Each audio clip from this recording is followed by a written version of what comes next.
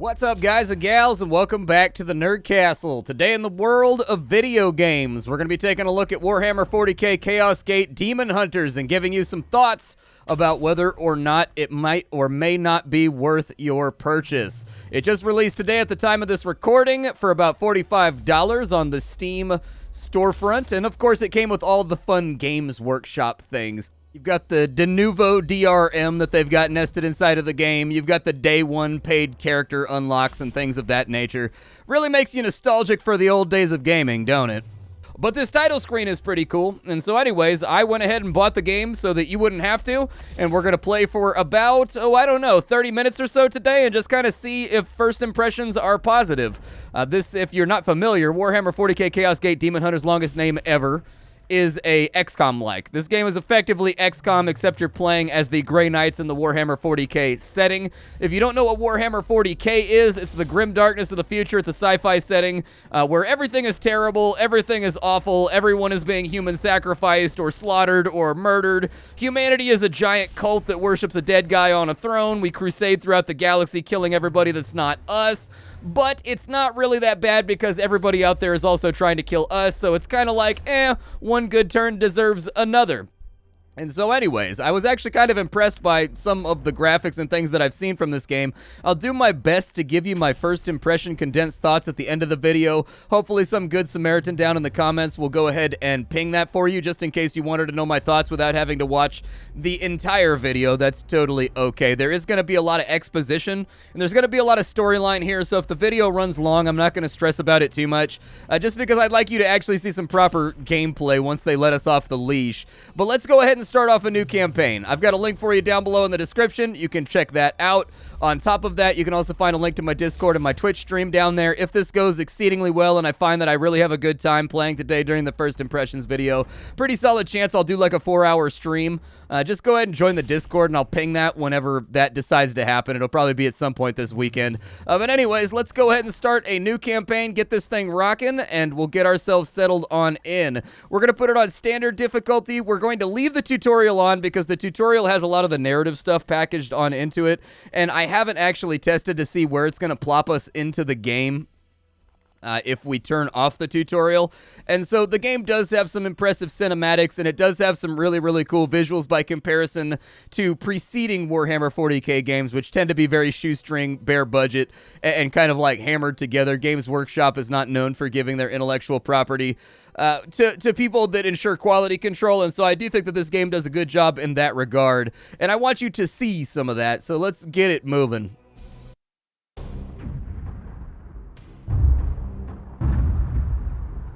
It is the 41st millennium.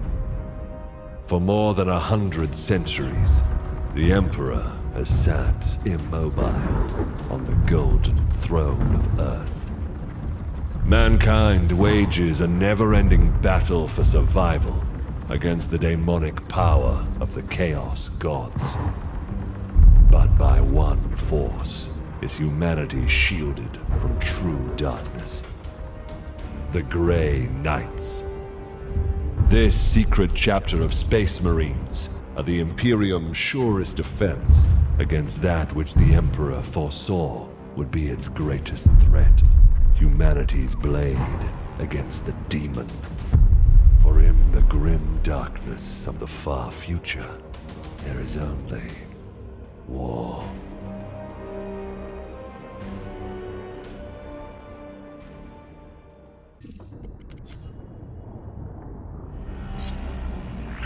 Unidentified Astartes vessel. This is Captain Pirani Everick of the warship Holiness of Ra. Geheris is lost. Repeat, Geheris is lost. All Imperial vessels are to withdraw at once.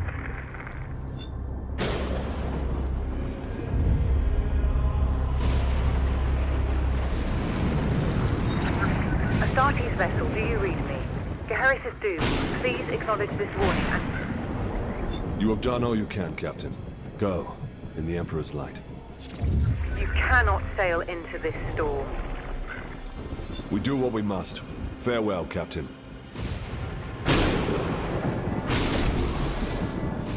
Tech Priest, report. Hexagramic wards are under maximal pressure.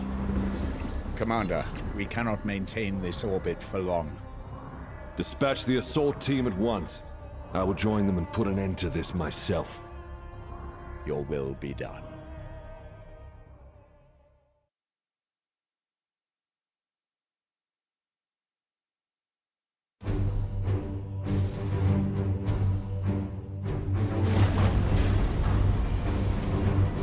The assault team is engaged, Commander. They clear a path for your arrival. Here I stand. One unbreakable shield against the darkness.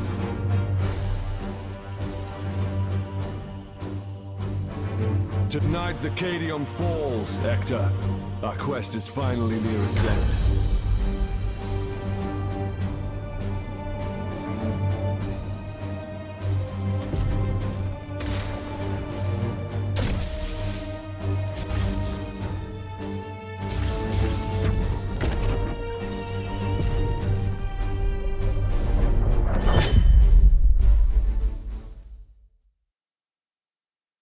Yeah, dude, let's fly this ship into a giant flaming orb of death.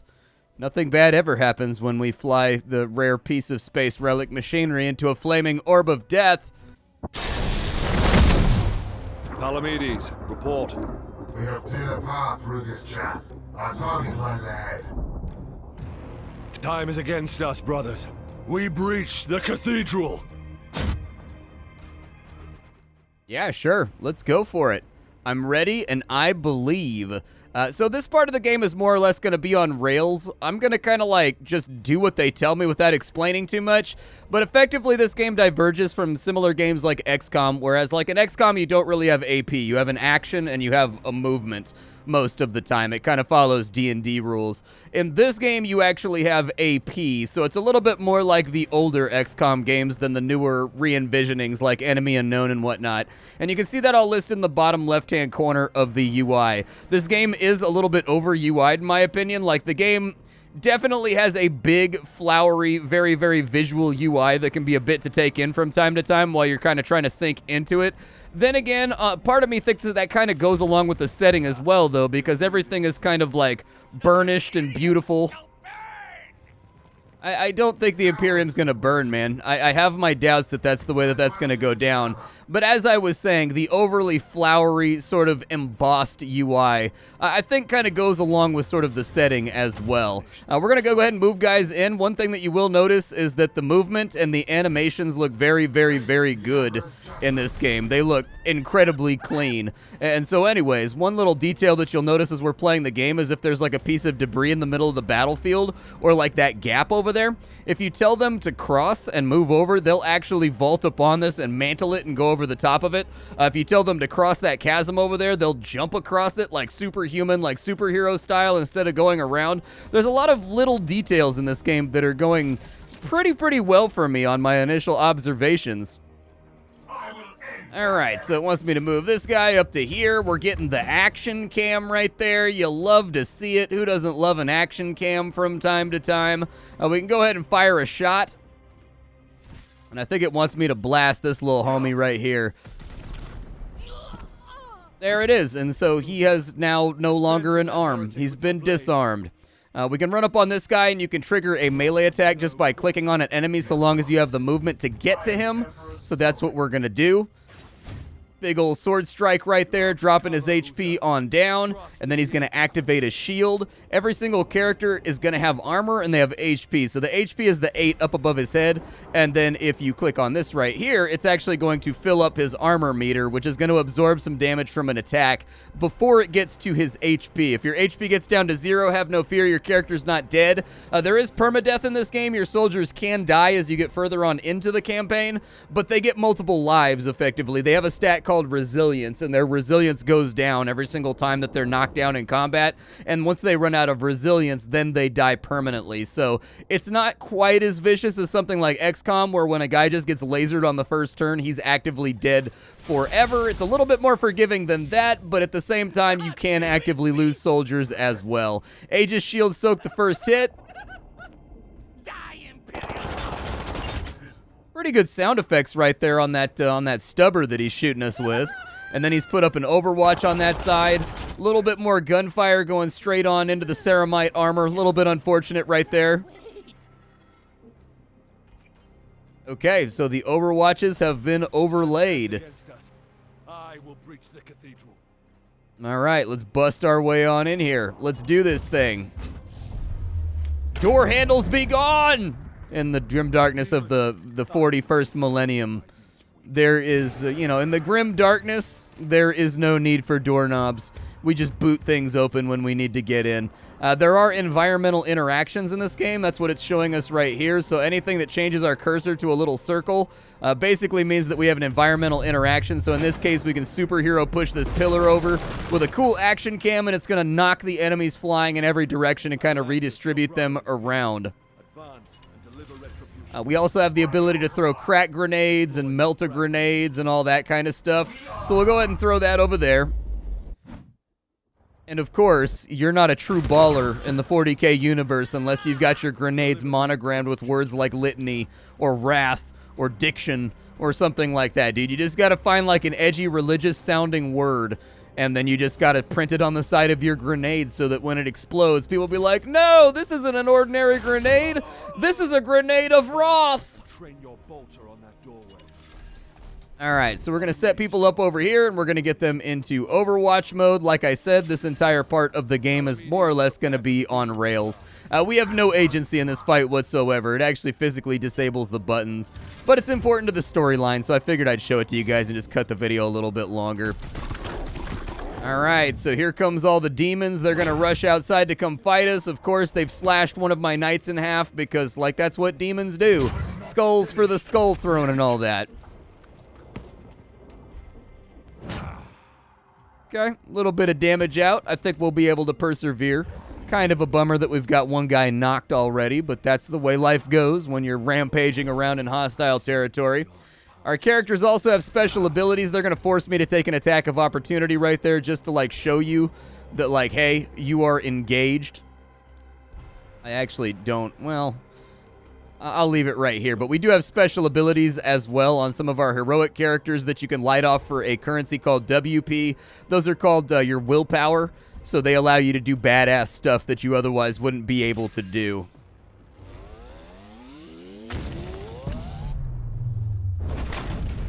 Like that right there. You know, turn my spear into a death glacier.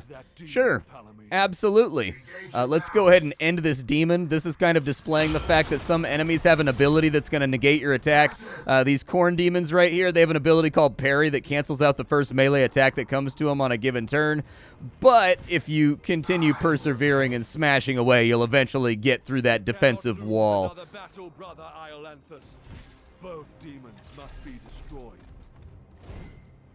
All right, and so this is showing you kind of the VAT-style targeting you can do in certain situations. So basically, if you get a critical hit in this game, you get to determine what that critical hit is going to strike. So I can disable his weapon, I can put enrage on him, or I can stun him for 2 turns. We're going to start out with the stun because the stun allows every attack against that character to be counted as a crit.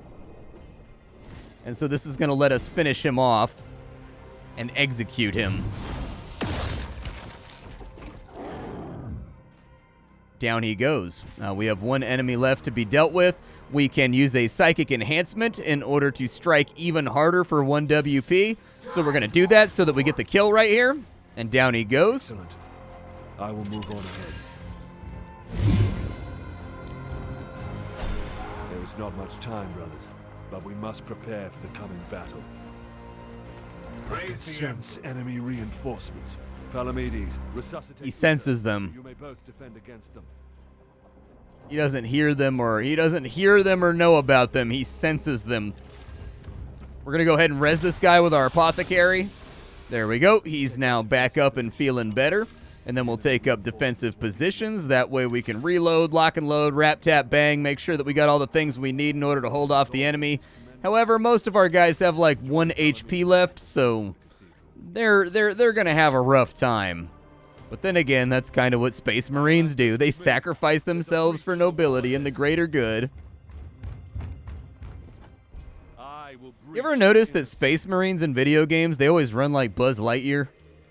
I don't know. It's just like a thing that I've noticed. Like every single Space Marine in every single Space Marine video game ever. They run like they're in Toy Story.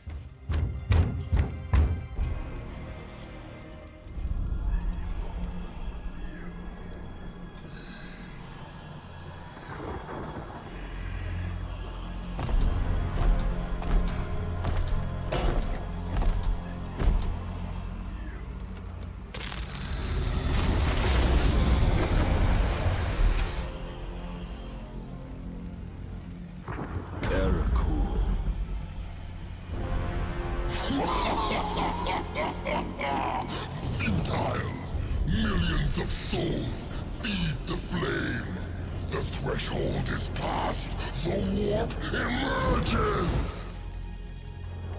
Your cult is broken. Your ritual is ended. Relish this breath, for it is your last. Blood for the blood god! Skulls for the skull thrower!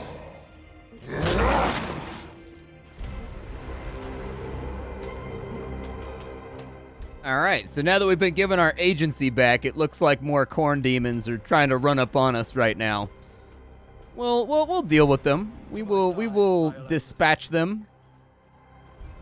Now let's go ahead and move over to here, and as you will see, characters have animations for like vaulting and moving across debris and getting across pits, things like that. Very, very nice details. I like them a lot. We can run up on the demon right here, and we're gonna try to stab him in the wang with our little wang blade right there. And then on this spot, it's gonna force me to take an Overwatch because, you know, I feel like this is kind of a waste of AP. Like we could have opened fire first and then Overwatched afterwards, and then maybe secured a kill or two, but.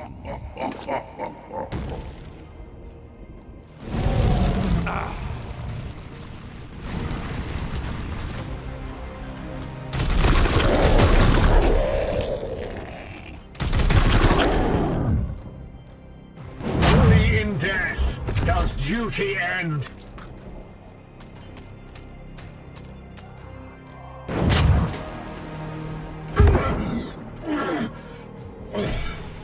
Our brothers have bought us precious time, Iolanthus. Flank that demon and fire at will. Alright, let's flank the demon and fire at will. Yeah, that's perfectly fine. Just head on over there. That entire thing was concocted just to show us that we could make waypoints to move in custom, in like a custom grid, basically. Let's go ahead and shoot this guy in the dick. There we go. Well targeted, brother. When heresy is afoot, you must hit it in the places where it hurts most. We're going to run across the fire real fast and stab this guy once more.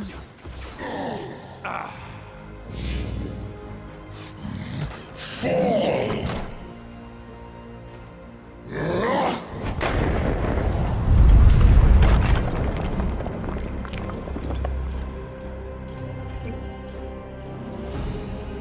For the Emperor.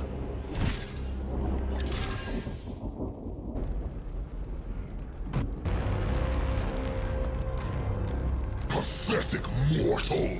Weakling spawn of a false god!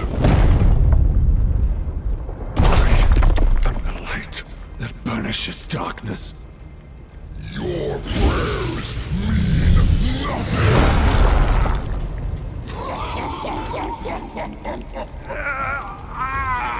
I am the hammer!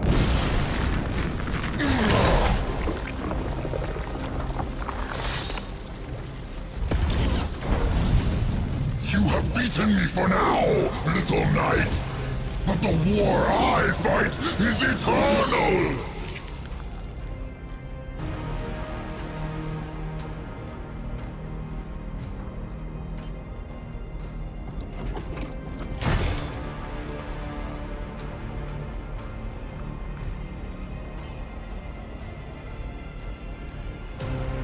Analysis.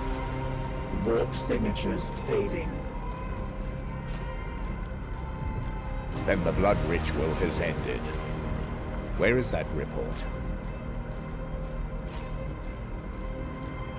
Report! Where is the commander?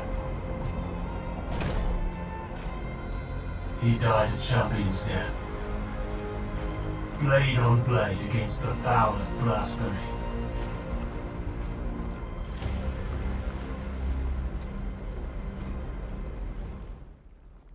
All right, so obviously the chapter is a little bit in disarray right now. We'll go ahead and claim the victory. And continue.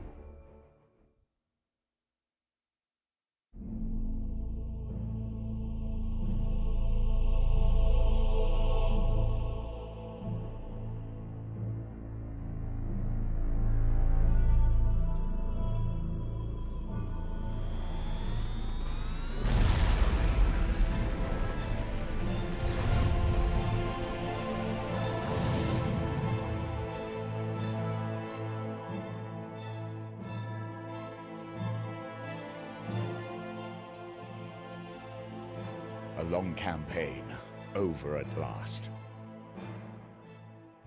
A victory at the cost of the commander's life. Alive, he was ever a faithful servant to the Emperor. A true hero.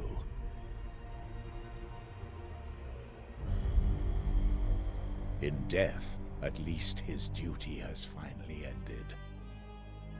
Assertion.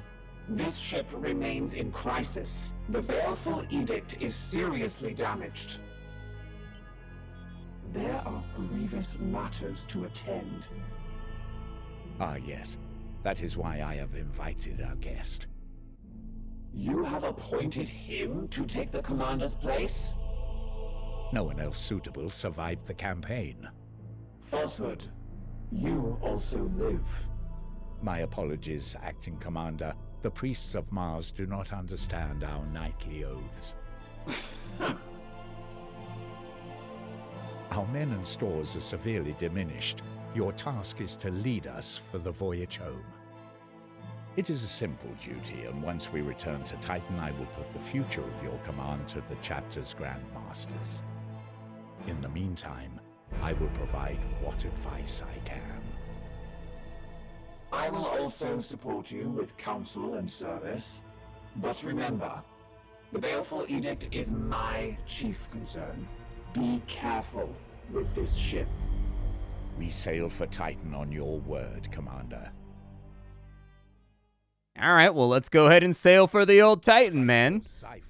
Commander, could you please... All right, so they want me to come to the barracks. They're going to show you kind of what the upgrade paths look like. And so, honestly, I think this is a really, really good thing to do early because it gives you a rough idea of how the characters are going to develop with time. So our character has been promoted. I'm mostly just going to ignore the thing that he's saying. But every time you get promoted, you get 2 abilities, and these abilities are sorted into a couple different trees. So up to the top, you've got, like, defensive stuff, things that make you tankier, so you can learn to wear Terminator armor. You can get a Aegis shield, you know, proficiency that makes your Aegis shield even better. On the left-hand side, you've got melee and kind of like close quarters fighting. On the right-hand side, you've got yourself different bolter tech and the ability to fight from range. And then down below is largely a support tree where there's going to be things that buff up your teammates, allow you to otherwise manipulate kind of WP in order to increase people's AP, things like that. For right now, because this guy is a Justicar, I would like to put him in Terminator armor, and after I give him Terminator armor, I think I would like to give him the Hammer Hand ability so that he can deal 4 damage with a 100% chance to crit. That seems like the kind of ability, especially with how powerful crits are in this game, that's going to buy my way out of tense situations, and I like do-over buttons when it comes to games like XCOM. So there you go. We don't have the Terminator armor yet. I'm guessing that there's going to be some kind of like looting or gear later on in the game because we do have loadouts over here. And so at some point we will probably recover some Terminator armor, and then the people that are already ready to go will be able to equip it. But off we go to the orrery. We had best issue the travel order to be... And obviously going back to Holy Terra, we're not going to make it. This is Warhammer 40K.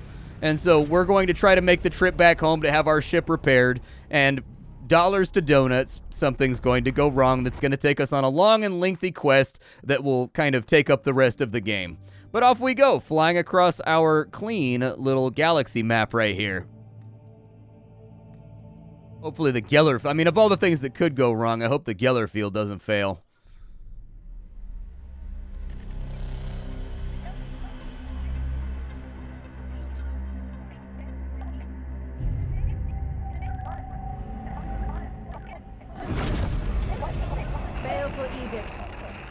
name of the God Emperor. Dominus, who is this interloper?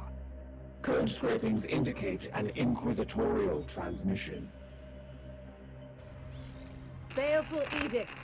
Prepare for my arrival. Duty calls, Commander. We should open a Vox link. Inquisitorial vessel. Permission granted to come aboard.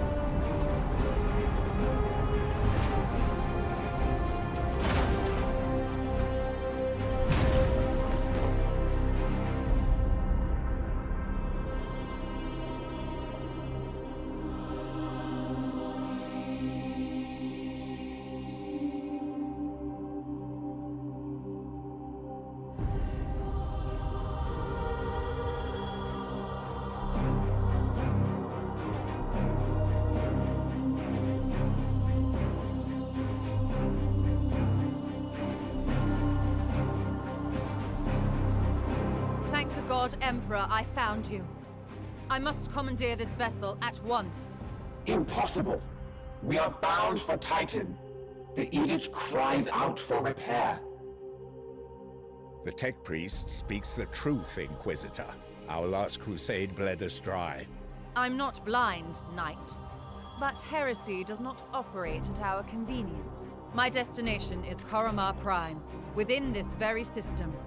Not such a taxing journey, I'd expect. And what is it that you hope to find there? This. Beneath rotting skies, the air thickens with a world's final breath. Seeds planted in flesh and bone, watered with blood and tears. A warrior alone in the garden of a grinning god. These are scraps of astropathic whimsy. There's more. It grows. It spreads.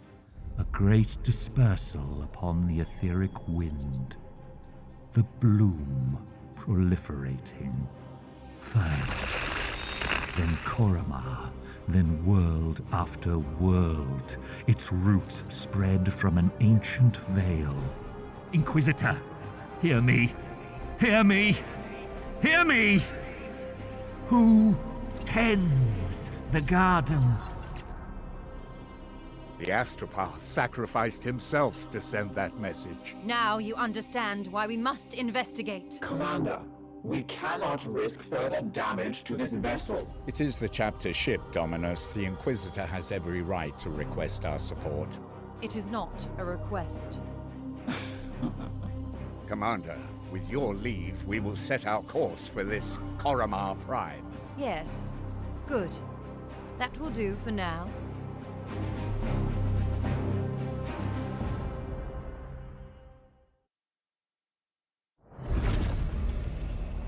So if you're not familiar, the Inquisition in the context of the Warhammer 40K universe is basically a branch.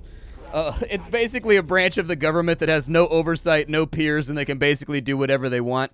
Every full-fledged Inquisitor has like a Rosarius or like a symbol that they can present that's kind of like Kublai Khan's golden tablet. It basically allows them to do whatever they want. They can draft entire planetary governments. They can draft entire chapters of Space Marines, although most Inquisitors wouldn't dare to do that. Just because Inquisitors have like a tendency to disappear when they overstep their bounds. Like, yes, they have limited power inside the confines of the Empire.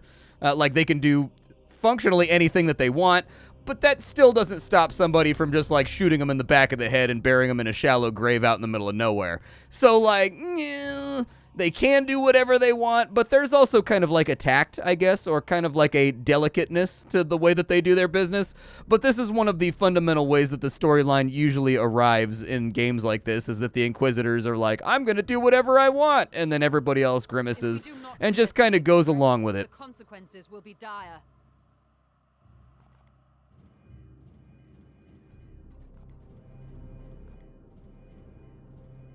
Okay, so looks like there's going to be kind of like a track on each planet to see how far chaos has infested it. And so we need to respond to these threats quickly. Yeah, sure. Let's do it. We'll support the Inquisitor. We don't even need all the dialogue. Just throw me in there, Chief. Let's go shoot something in the face. Let me off the chain. Signals from quarantine beacons detected in the upper atmosphere, but the surface itself is silent. Plague, Commander. Send your squad to the surface. Knights of Titan, you are the instrument of the Emperor's will. Make planetfall and discover if the Inquisitor's fears are founded. You should evaluate your knight's armaments and ensure they are best. Alright, well, let's take a look at his loadout. He's got new melee weapons. Oh, I could give him a halberd. Choose which halberd you would like to equip. Your options will be limited until we return to Titan. Alright, well, now he's like a spear guy, but he's still got his storm bolters, so that's pretty cool. Can I fiddle around with anything else that oh, you can have a demon hammer? The Destroyer of Chrysalix? Dude, you gotta, can I equip that? Yeah, you gotta have the Destroyer of Chrysalix, dude. It's got a name. We also have warding staves, I guess. Okay, what does the big battle hammer do? Like, what does that afford me? So, activate to add +1 stun to a melee strike. Okay, and then it's also got upgrades, which apparently we can research as we move down the tech tree. Is it the same as the other hammer? It is not. This one is actually upgradable. Yeah, let's do this big badass hammer, dude. That's what we need.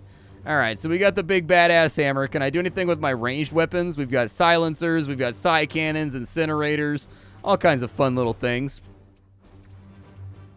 Yeah, let's go ahead and throw ourselves into the fray. It looks like we get to bring 4 knights with us. We also get this cool action cam where we all sit around posing like action movie badasses.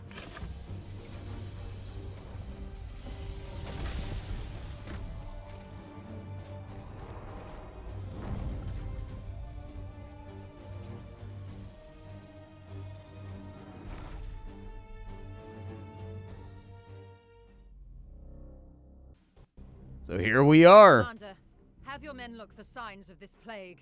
Be vigilant, brothers. Okay, let's go ahead and move up into cover and kind of see how it goes. I have no idea what that is. It looks like some kind of egg thing. I mean, I don't really want to move up to half cover. I'd rather not. I am here to serve. Like, I'd rather kind of end everybody's turn in full cover. I don't like that I can't simultaneously move my guys. So you've actually got to wait for the animation to be over before you can select another knight. I usually prefer in games like this that I be able to be like, click, click, click, click, click, click, click, click, and like move everybody really, really quickly. That's normally the way that I prefer for that to go, but obviously that's not an option here. This guy doesn't really have a spot, so we'll just move him up to like the half cover, and then we'll bypass a turn so that we can move a little bit more fresh on the next turn. The bloom rises. What is this right here? The warp surge risk. It goes up every turn based on the corruption level, and whenever abilities you expend willpower using psychic abilities when the meter gets to 100, a warp surge happens, which is unpredictable. Funsies. So it looks like these are explosive crates that we can environmentally interact with. I'm not going to for right now. Hey, we've got some fallen guardsmen over here, some cultists or something. They get their scramble turn, so obviously I think that's going to be a little bit divisive. There seems to be 2 camps of people when it comes to XCOM-style games. Basically, there's people that like the scramble turn, so like when you see enemies, they get to scramble to cover first. And then, of course, there's people that do not like the scramble turn because it kind of de-incentivizes being like sneaky. Let's go ahead, and I'm just going to try to get everybody into full cover for right now. And then, yeah, I think I could probably set up an Overwatch over here for anybody that I mean, can I shoot from right here? Like, is there anybody I can hit? Yeah, so they're outside of range. So let's just go set up an Overwatch right there, just in case there's anybody that's strapped with the melee that tries to run on in. We'll give everybody the cover that they want. It looks like he can actually do a ranged attack on one of these guys, so you might as well go ahead and do it. Nailed him. Very, very nice. I still have an AP left. I mean, we could keep trying to smoke him. Yeah, why not? Absolutely. Put a little bit more damages on him. We can do 2 AP to move up to here, and in fact, I think I am going to take that opportunity. Weapons ready. I don't see enemies over there, but I'm just going to believe you. I don't think we actually have a chance to hit in this game. I think cover, like, reduces damage from what I can tell. Okay, and so that guy's been reduced to slimy giblets. That's nice. So our knights get their WP back whenever they destroy most enemies, allowing them to use their psychic abilities even further. Yeah, sounds good to me. I mean, if I can get you up to there, that's going to take all... Well, you're my medic. I was going to say, I was going to sprint up and see if I could get myself into a little bit of mayhem, but since he's my medic, I think I'll probably just play a little bit more reserved. So we have no APs left over here. Let's just go ahead and end the turn, and we'll let them do their thing. And we'll try to close with them and adapt to whatever it is that they decide to do.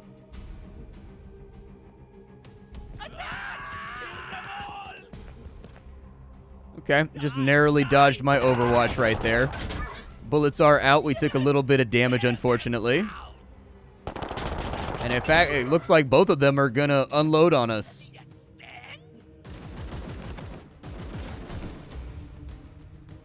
Okay, and so we have been suppressed.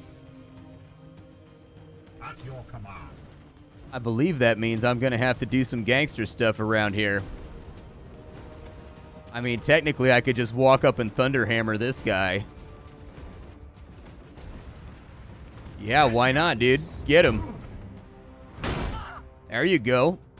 For the golden throne. Okay, looks like we took a little bit of damage right there, but I think I can get both of these guys in one turn. There we go. Just bury him, man. Don't even care. Looks like we can use our WP to put some Narthesium on our... Yeah, let's go ahead and Narthesium it up, dude. I'd rather go in with a little bit more HP ready to rock. And how many times can I use that?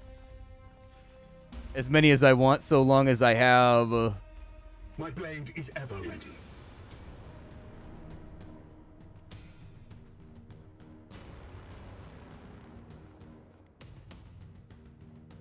I don't know if the charges on this ability come back after a turn or not. It says I've used it on this turn. But this one right here, we'll see if it regenerates. We'll see if we get it back. Blade is yours. I definitely recommend you move up. And, like, honestly, if you can get over there, go for it. I don't think we can, though. Yeah, if you want to shoot that guy, like, go for it. We can do Psychic Onslaught. What does that do? Ooh. It, like, melts him down. So basically it converts it into a blast and it ignores cover. Ooh. Yeah, why not, dude? Woo! Okay, yeah, that brought down the heat right there. That brought down the old goodies. Let's go ahead and work everybody into cover. Yeah. And see if we can get everybody moved around behind whatever this transport is over here. Looks like there's enough space for pretty much everybody except for the medic. And so, unfortunately, he's going to be the odd man out here. We do want to keep some kind of forward momentum here. I may be playing my turns a little bit slowly because it does look like we're working our way towards the warp catastrophe or whatever it is. But for the sake of first impressions appraisal, I'd actually like to see what happens when we max out that meteor. It does look like we can use it every turn if we want to. There we go. Nothing like an old shop drill to the crotch to really make the pain go away. We don't have a lot of cover to advance over here. Seeking the tainted. Okay. Don't want to trigger the enemy. My blade is you. On the way. But let's get moving. Your command. And just hopefully nobody has like a grenade or anything that they're going to be able to throw at us. The bloom is indeed rising once more. Let's go ahead and move up into half cover. I bet you we're going to uncover some baddies over here. Actually, it looks like we've got a little bit of like a free engagement. Like we can sort of tool around the map as we see fit. You can't get into further cover, so I'm not going to worry about it. You get into heavy cover. Ooh, I like that jump down right there. Superhero action movie style. Looks good. All right. Yep, let's just get everybody into high cover. And medic. I don't love that you can't get into high cover, so just kind of like take this corner over here.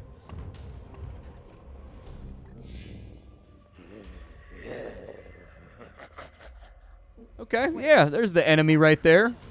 Inquisitor, we have seen the dead walk in this way before. As have I.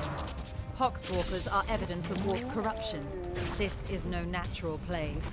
Commander, I sense a massive spike in warp activity below. It is a warp surge, Inquisitor.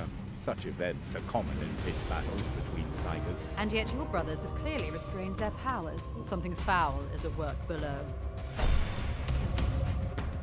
Yeah, I think this is probably a good opportunity for a fragmentation grenade. That's probably where I would start anyways. Yeah, huck that thing on out there, man.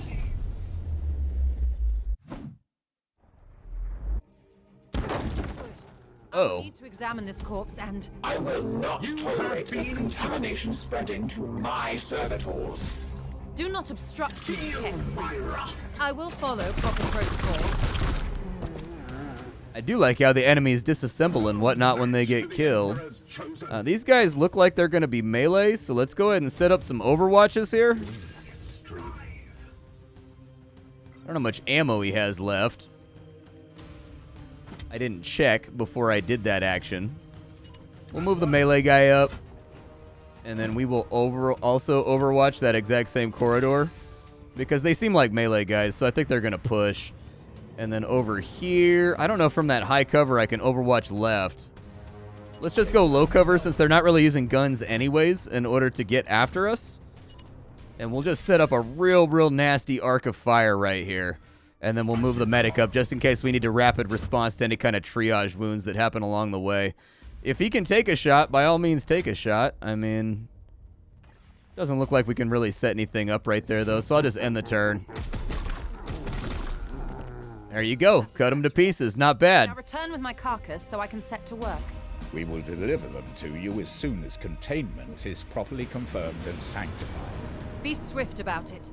If this plague has already spread beyond this planet, then we will have far more ground to cover. Oh, that was the mission. We're done. Okay, I thought there was going to be more to it than that. But you know what? I'll take it.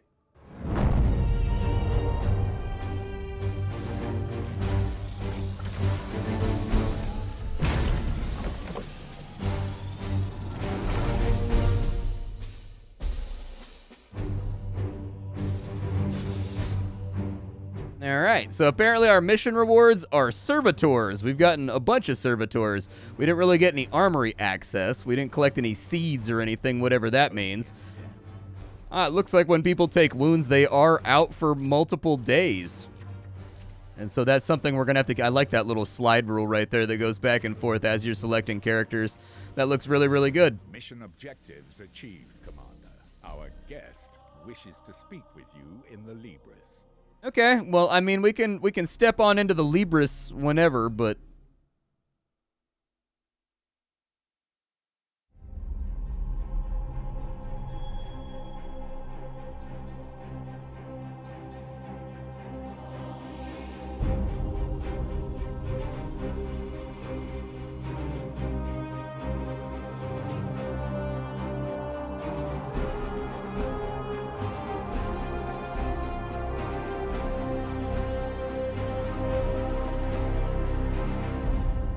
I must commend you on this impressive archive of demonic lore, Commander. It rivals some I've seen in Inquisitorial fortresses. I will require it as a base of operations for my studies.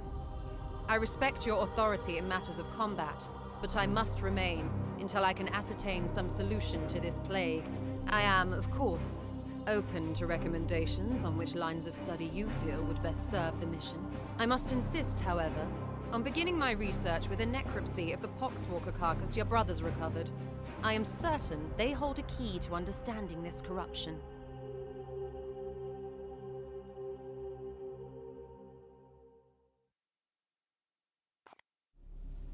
Alright, Sweet. Well, apparently we've got a research menu that's cracking over here. Let's take a look at that. Okay, so it looks like we can actually perform autopsies just like XCOM on the things that we're bringing back in order to learn. That seems fairly heretical to me. We've got 38 days until that's done. I do like the little flavor pictures that they've got stacked on in right there.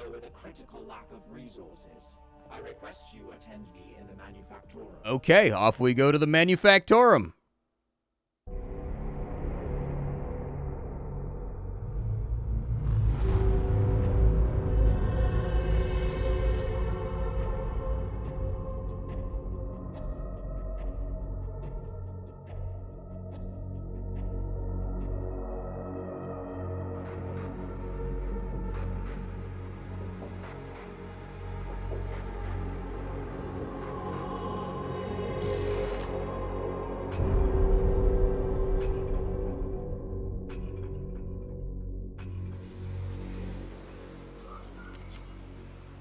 My servitors have restored the Manufactorum to operational use, but the edict remains severely damaged. Without access to a proper dockyard, restoration will be slow and limited by the resources we can requisition from Titan or nearby Inquisitorial enclaves. As of this moment, reviving the edict's core power output takes absolute primacy. Okay, so we're going to be upgrading the ship along the way is really what it comes down to. So we can take a look at our ship status over here, and we can assign the servitors that we just recovered from that last mission to work on things. So we have a plasma reactor. It's damaged and rendered inoperative until we repair it. Our reconstruction efforts cannot progress, and this will give us the construction menu. So we'll start on that. We also have the augmentation chamber, but we can't fiddle with that until we get the plasma reactor done. It does look like we are going to get some kind of point defense systems on our craft at some point. Now interface with the logic engines. I trust you have a great deal to attend to. Yeah, go for it. Commander, do your I thing. have adjusted the star map to display our current sector. I suggest we bide our time. Let's go ahead and wait then. And it looks like time is progressing normally, so there may be a little bit of a sandboxy or at least a time management aspect to the game as well as we get further on in. You've got to decide what objectives to take and whatnot and what things you're willing to give up.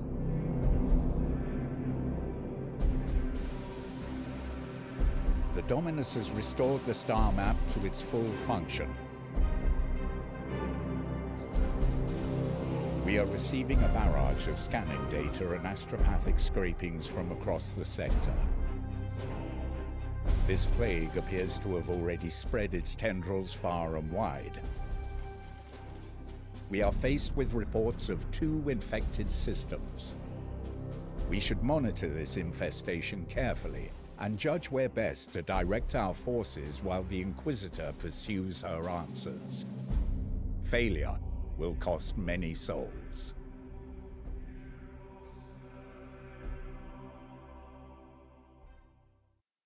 Well, let's get busy then. I guess we probably shouldn't dither. We've got the plasma reactor done, so we can go to a new project over here. Let's go ahead and go to the ship status. There is lore if you talk to the people that are standing around that'll kind of like fill you in on the backgrounds of various things coming and going. It looks like we can upgrade. Well, what's up with the Augurum? So for the most part, it doesn't look like there's really any repairs or anything that we can actively do. Like when I click on this stuff, it's got it grayed out, unfortunately. So I guess for right now, we're not really allowed to play around with it. Research menu-wise, did we finish that right there? No, it's got 24 days left to go. Okay, so that's got like a hot minute left over. We can talk to Ector, but like, I'm good. I do like these outside views and whatnot. They give a tremendous feeling of scale. So that's very, very nice.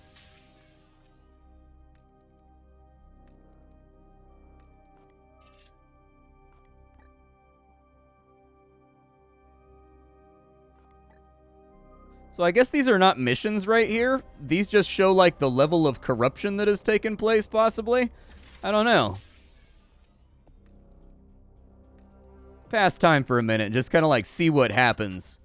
There we go, bloom spawn detected. The prognosticator choir has detected the presence of 3 new eruptions of bloom activity in the sector. We have informed Titan and must act on these incursions to the best of our ability. Have detected this bloom in 3 separate systems. We should examine one of them. Okay. This one leaves us, like, closest to the center of the system, I guess. I guess it'll only let me select this one over here. It is a mission location to combat the Bloom.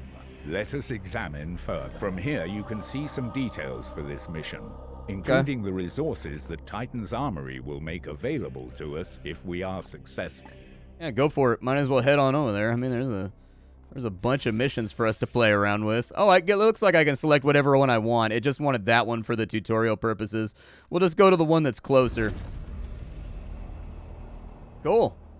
Well, so far, I think I'm about ready to give my first impressions. We've been going, regardless of what the video timestamp says, I've been going for about an hour now, and I do have some thoughts. So, the first thing to hit is that some of you may know that I swore off 40K games due to Jimmy Workshop's content creator policies, but I made the decision to shelf that for now.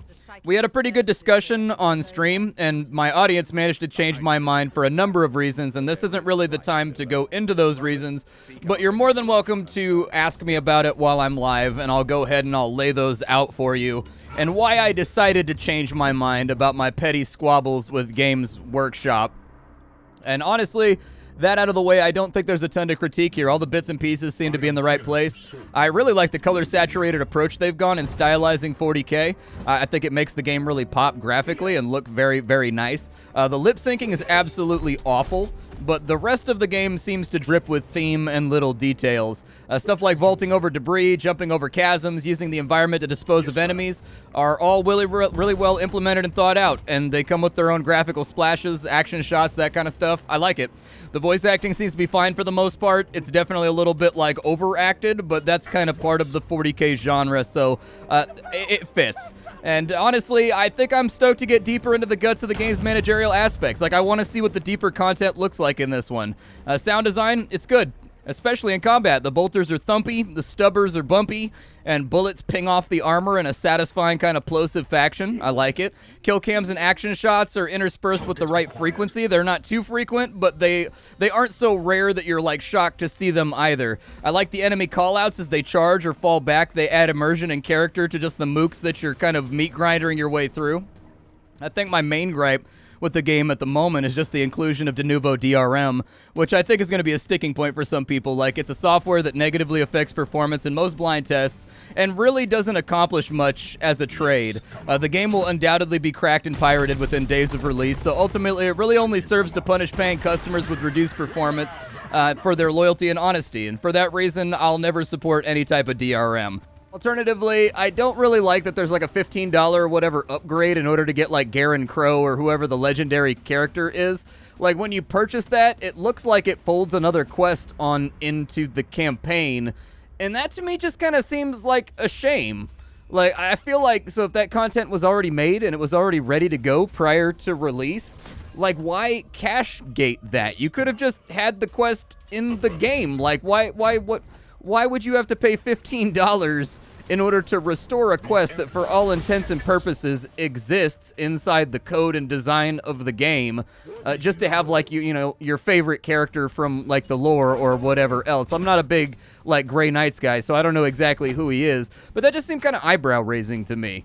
Like, I don't know, like, you obviously had the character done, like, pre-release, and, like, the quest done, and the integration's already taken care of. So, effectively, you're just charging people, like, $15 in order to get access to content that probably was part of the main game to begin with, until somebody thought, like, oh, we can charge, like, $10-15 for this. I don't know.